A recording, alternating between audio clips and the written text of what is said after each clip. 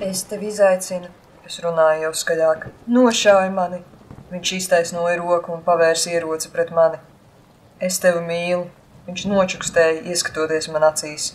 Tad es aizvēru acis. Mīlestība mēdz būt sarežģīta. Arī Odrija nekad nebija domājusi, ka iemīlēties ir tik dīvaini. Visa dzīve var izmainīties. Varbūt viņai būtu vieglāk, ja nebūtu jāslēpj savs mazais noslēpums, ka viņa ir mafijas bosa mazmeita, iemīlējusies kādā, kurš spēlē pretējā komandā.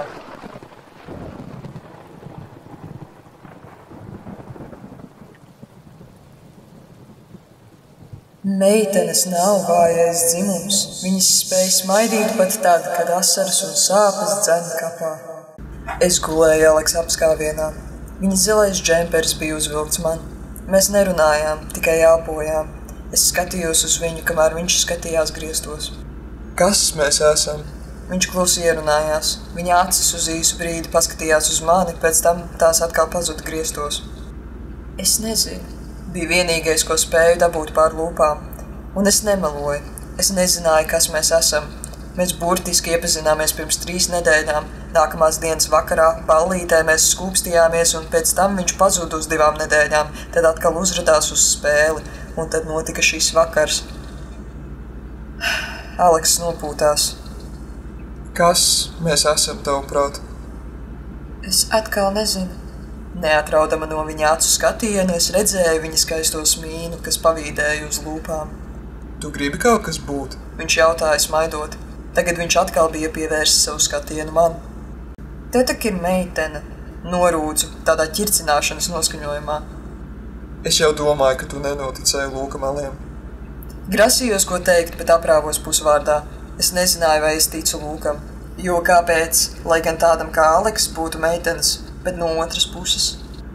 Nepārprot, tu man patīc, tu esi interesants un izskatīgs, jā, bet attiecības un visas tās problēmas es vienkārši... Negribu būt attiecībās? Viņš mani pārtrauca. Es pamāju ar galvu. Es arī nē, tāpēc arī jautāju. Viņš teica uz teikuma beigām noklusinot balsi. Es vāji pasmaidīju. Es biju nogurusi. Savu roku pārkārtoju un noliku sev pie vēdera, lai siltāk. Aleks aplika savu roku ap mani ciešāk. Kārtīgi ielpodama viņa smaržu aizvēru acis. Atkarība var būt arī no smaržas. Lai gan tu man nozīmē daudz. Es nevaru paskaidrot, bet ar tevi es jūtos kā mājās. Aleks klusām teica, iztraucēdams mani no miega. Es neko neteicu, es tikai apskāvu viņu. Darbības runā skaļāk par vārdiem. Es atvēru acis, blakus neviena nebija. Istabā valdīja svaigs gaiss, pagriežoties uz otriem sāniem, pamanīja, ka loks ir vaļā. Izkāpa no gultas, pieedama pie palodzes un paņemdama balto lapiņu, kas tur mētājās. Ar katru sekundi, ko pavadu skatoties uz tevi, saprotu, cik skaista tu esi. Pat guļot. Bija jādodas darīšanās, drīz tiksimies. Postskriptum, zilā krāsa tev piestāv. XOXO Aleks. Pasmaidīju, piegāju pie plaukta, atvēru atvilkni un ieliku tur iekšā zīmīti. Pagriezos pret spoguli, ieraudzīdama sevi aizvien Aleksa zilajā džemperī. Zilā krāsa tiešām izskatījās labi. Nožāvājos un devos ārā no istabas, lai dotos uz virtuvēdienu meklējumos. Nokāpjot pa trepēm, pagāju garām tēta darbistabai, kur durvis bija vaļā, un tur atradās daudzi vīrieši melnos uzvalkos. Gāju garām viesistabai, kur atkāpos pāris soļus atpakaļ pie tēta kabineta. Tā nebija man iztēle. Te tik tiešām bija vismaz 6 vīrieši uzvalkos. Odrija ienāc lūdzu. Atskanēja tēva balss man satrūkoties. Laikam pamanīja mani spiegojot.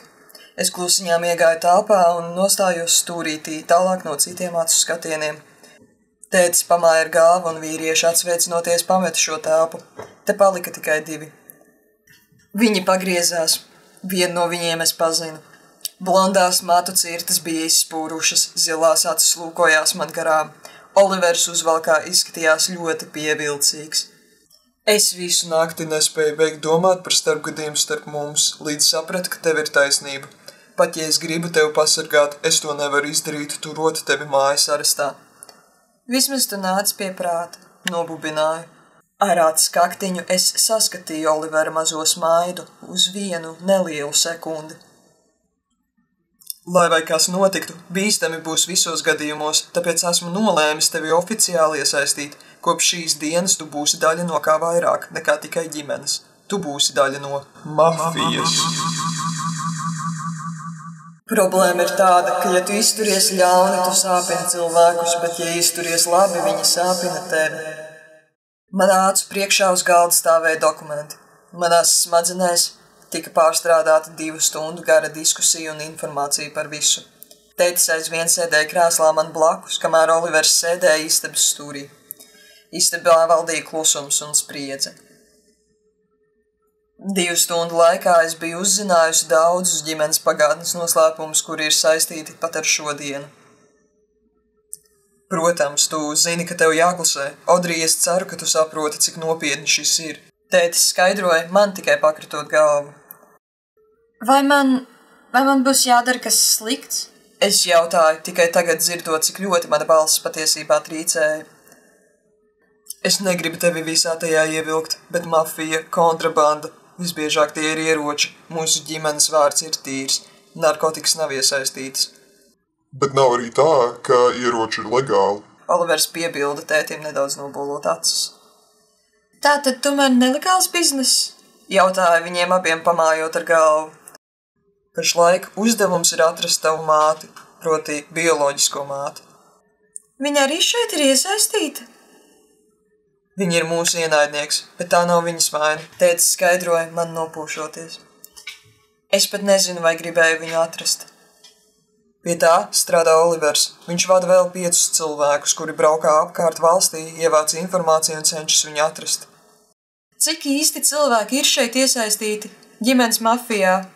Jautāja tētim, novēršoties tālumā, it kā viņš skaitītu. Būtu jābūt 20, ieskaitot tevi 21. Atskanēja Dilana balss viņam ienākot istabā. Ieskaitot tevi arī? Paskatījos uz brāli. Protams. Odrija, ja tev nav iebildumu, vispār tev nevarētu būt iebildumu, bet kādu dienu, domājams, pēc iespējas drīzāk es vēlētos, lai tu apgūsti kādu pašaizsardzības paņēmienu. Es tevi mīlu, tu to zini, tāpēc tic man, ka saku, šis ģimenes noslēpums var ievest kapā. Tev ir jāmāk sevi aizsargāt. Es māku, nočukstēja Dilanam iesmejoties. Tu vari knapi kilometru noskriet, fiziskā slodze nekāda, no istabas līdz virtuvei. Viņš ķircinājās man, parādot viņam mēli. Tētis noklapojās. Olivers būtu ar mieru tev palīdzēt, ne tā? Tētis teica, paskatīdamies uz Oliveru. Olivers piecēlās no dīvāna brītiņu klusādams. Man nav iebildumu, protams, ja viņi varēs izturēt. Viņš teica savā zemajā balsī, man jūtot smīnu uz viņa lūpām. Odrijai beigas. Dilans nosmējās, iziedams no istabas. Čau. Čau, pasmaidīja, ieraugot Aleksu. Viņš atsmaidīja pretī, līdz beidzot bijām viens pie otra, man viņu apskaujot. Šī sajūta, es jūtos droši. Viņa rokas atlaida mani. Es paskatījos uz viņu, viņa smaidu. Viss būs kārtībā. Es piekrītoši pamāju ar galvu un pagriezos uz ēkas pusi, slimnīca. Ieejot iekšā slimnīcā, man nevajadzēja iet uz informācijas centru, bet gan pat taisni iet uz palātu. Medmāsa, ieraugot mani, pamāja ar galvu. Aleks nāca blakus, nesakot ne vārdu. Nonākuši pie palāta durvīm, es apstājos. Man atlika tikai redzēt caur mazo lodziņu, kā viņš guļ. Viņš izskatījās tik maziņš, mans mazais brālis. Aleksa siltā roka pieskārās manai plaukstai. Es saspiedis manu plaukstu savējā, viņš centās pasmaidīt. Paldies! Es nočukstēju. Es atvēru palāta durvis, ieiedam iekšā. Aleks neatrāva savu roku. Tieši otrādi, viņš to saspieda vēl ciešāk. Piegāja tieši pie Eliota. Viņš pats neelpoja, to darīja sistēma viņa vietā. Viņš te gulēja, ar pukstošu sirdi, bet mirušu dvēseli. Kaut ja es būtu zinājusi ātrāk. Skatu punkts no malas. 2 jaunieši sēdēja parkā uz soliņa.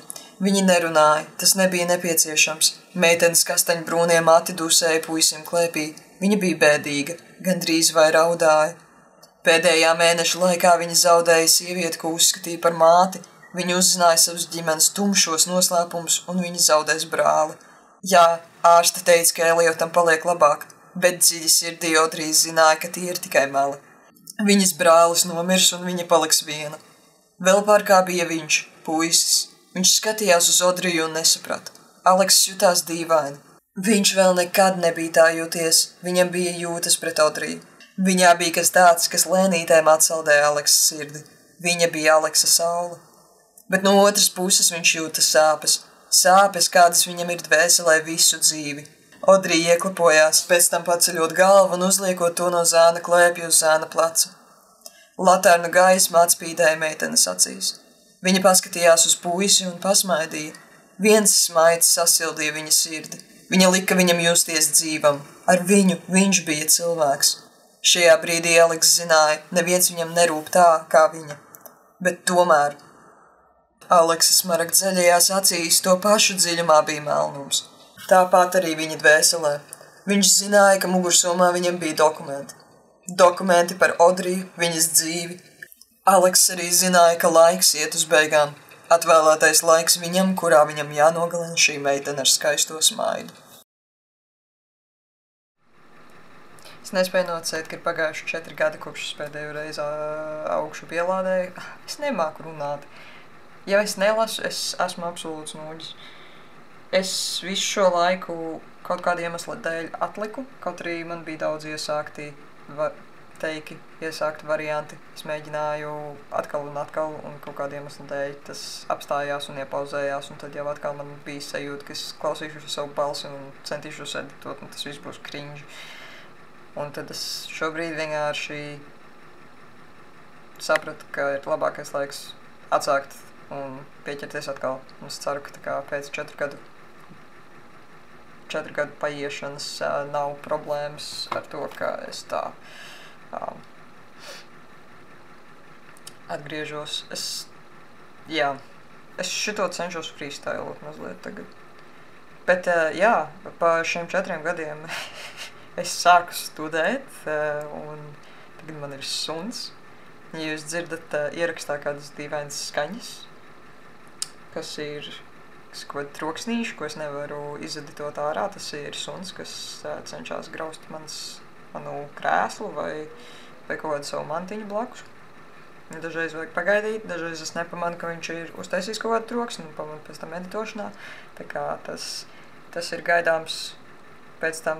Man nav atsevišķas vietas, kur ierakstīt, un man nav arī skapja, kurā ielīst un ierakstīt. Es gan konstatēju šo ierakstot, ka man būs nepieciešams pāriet uz citu formātu. Tas ir ierakstīt nevis pie datora, bet ar telefonu. Kaut kā tā. Jā. Viss, ko es gribēju pateikt, ir, ka es centīšos atgriezties. Es ceru, ka kvalitāte ir varbūt mazliet kāpusi ne tik ļoti tehnikas ziņā, kā tā ir kāpusi manas skill ziņā. Un, man likās būtu tieši pareizi pielikt kaut ko klāt beigās video, ja nebūtu tā, ka es vienkārši parādos, nodrupoju jaunu ierakstu un atkal kaut kur pazūdu. Es pat nezinu, vai ir bijušas jaunas nodaļas. Es neatceros, kas bija publicēšana ir beigusies 21. gadā. Es ļoti ceru, ka tur ir beigas. Es neesmu sev spoilojis neko. Līdz ar to es nezinu, kas tur notiek. Mums priekšā ir vēl daudz nodaļas. Šī bija 16. ko es ierakstīju, un pavisam kopā ir 52. Tā kā es nezinu, varbūt kādu dienu es saņemšos un vienkārši paņemšu kādu super ilgo lasienu, publicēšu kādu stundu garu video. Lai gan viens no viņiem jau bija stundu garš, man liekas, gandrīz. Vai nebija? Es neatceros.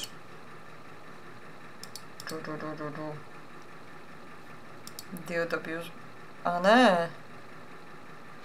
Garākais bija 20 minūtes. 28 arī pusstundu, bet es turpinu atgriezties. Es atšķirībā no iepriekšējā, kas bija 10 gadus atpakaļ, man gribās atgriezties pie šī paša stāsta, nevis sākt jaunu. Tāpēc es šeit esmu turpinot lasīt Agotas slepkavu.